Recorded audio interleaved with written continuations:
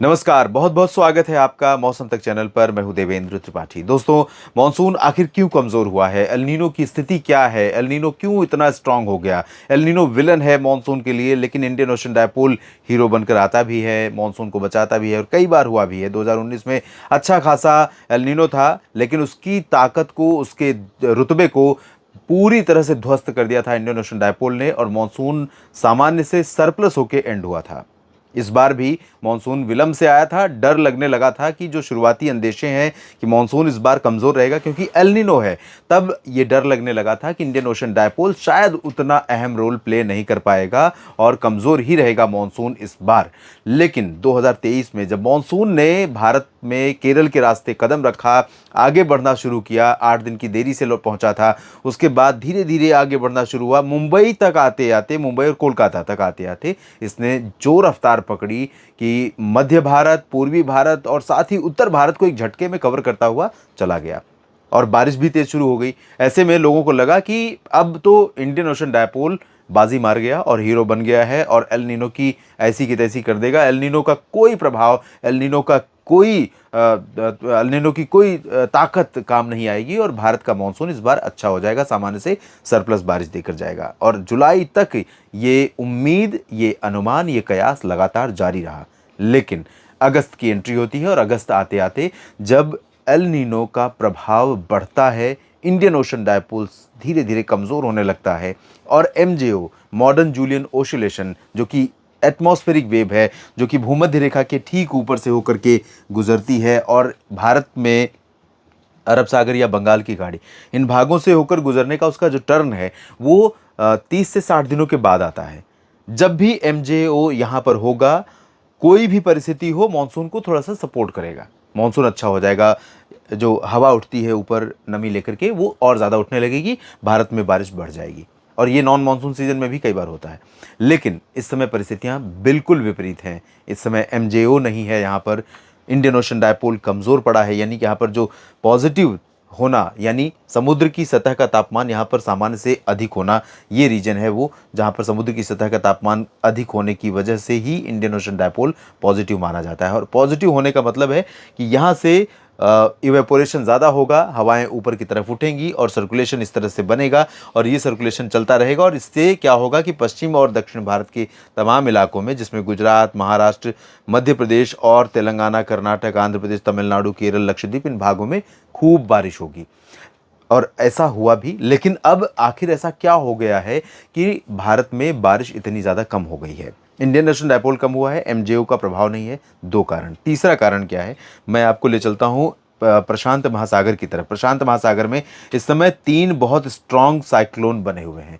एक तो बहुत स्ट्रांग तीनों नहीं है, लेकिन निश्चित तौर पर इनका कहीं ना कहीं भारत के मानसून पर इनडायरेक्ट रूप में, अपरोक्ष रूप में थोड़ा प्रभाव है। आप देखेंगे, या इसको दूसरे शब्दों में कहूँ कि एल नीनो कैसे भारत के मानसून में मदद नहीं करता है, उसको अगर आप समझें तो भूमध्य रेखा के ऊपर, जैसा कि बार बार मैं कहता हूँ कि एल नीनो जब नहीं होता है तब क्या बदलाव होता है, कैसे भारत का मानसून अच्छा होता है। अच्छा इसलिए होता है कि जो बीच का हिस्सा है भूमध्य रेखा का, ये वाला जो रीजन है, इस रीजन में प्रशांत महासागर की तरफ से लगातार ट्रेड विंड्स चलती रहती हैं और ये ट्रेड विंड्स, इनकी हाइट बहुत ज़्यादा होती है, लेकिन ये कहीं ना कहीं बंगाल की खाड़ी और अरब सागर पर आने के बाद ये भारत के मॉइस्चर के कंटेंट में थोड़ा एडिशन करती हैं और भारत का मॉइस्चर, जो भारत के ऊपर मॉइस्चर वाली हवाएं पहुंच रही हैं, वो लगातार प्रभावशाली होने लगती हैं और उसके चलते भारत का मानसून इनहेंस होता है।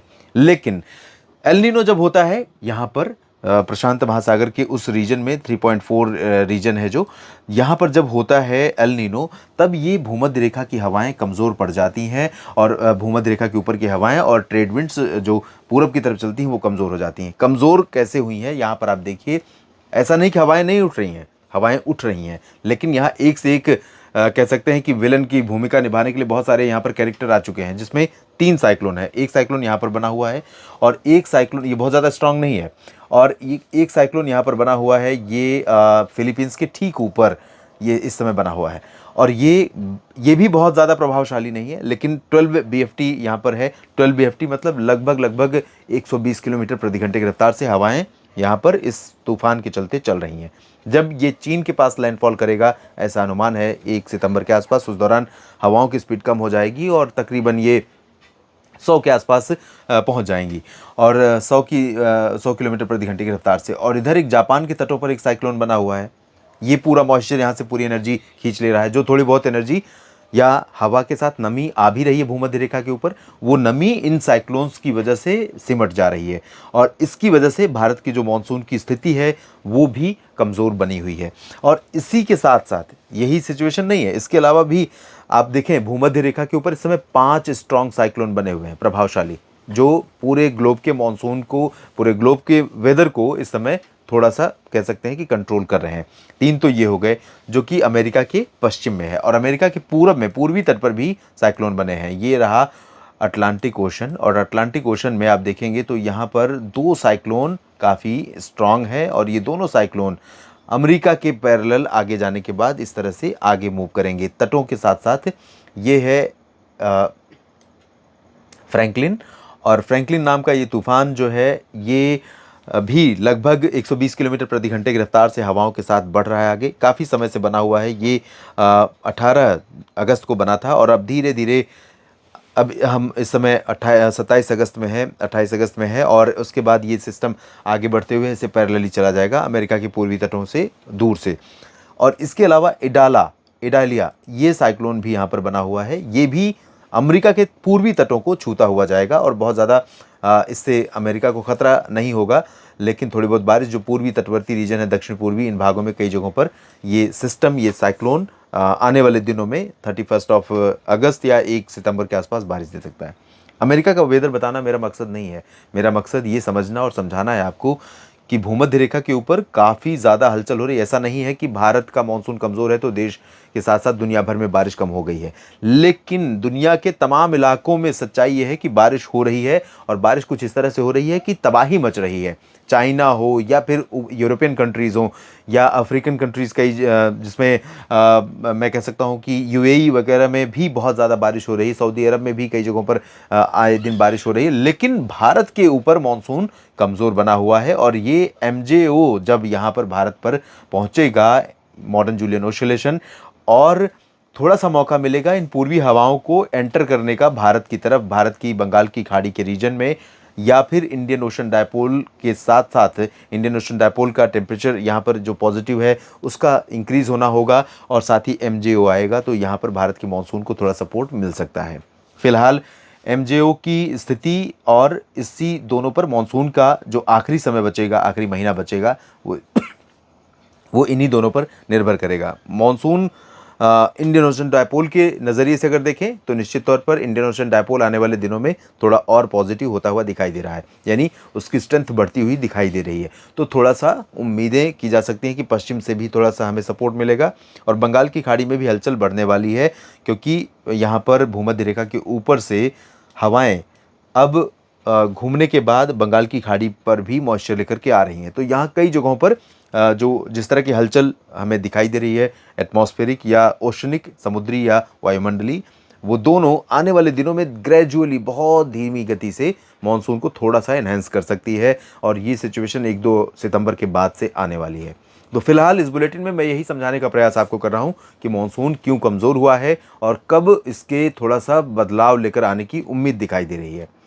बारिश कम हुई है या कम हो रही है, ये एक फैक्ट है, ये हमारे सामने है, लेकिन उम्मीदें हमें करनी है और उम्मीदें छोड़नी नहीं है। और किसान भाइयों से मैं बार बार यही आग्रह करूंगा कि लगातार उम्मीद बनाए रखिए, और पॉजिटिव सोचेंगे तो पॉजिटिव होगा भी, क्योंकि हम जैसा सोचते हैं वैसी सिचुएशन आती है। वो तो हम अपने आप को मोटिवेट करने के लिए भी कहते हैं, और फसलों को बचाने के लिए जो भी कृत्रिम उपाय, जो भी कह सकते हैं कि आपके हाथ में है, जो आप कर सकते हैं, वो उपाय आप ज़रूर करते रहें। सिचुएशन, परिस्थितियाँ बदलेंगी जल्द जब मॉनसून इम्प्रूव होगा।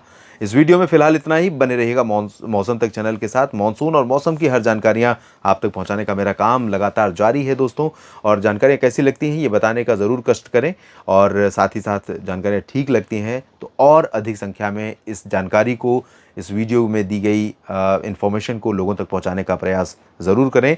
अगर आपने मौसम तक चैनल को सब्सक्राइब नहीं किया है तो सबसे पहले कर लीजिए, मेरा निवेदन, मेरा आग्रह आप सभी से है। और लाइक और शेयर करना बिल्कुल ना भूलें। बेल आइकन पर क्लिक कर लेंगे तो मेरे वीडियो का अपडेट या वीडियो जब अपलोड करूँगा तो आप तक वो खुद ब खुद पहुँच जाएगा, आपके लिए आसानी होगी। धन्यवाद।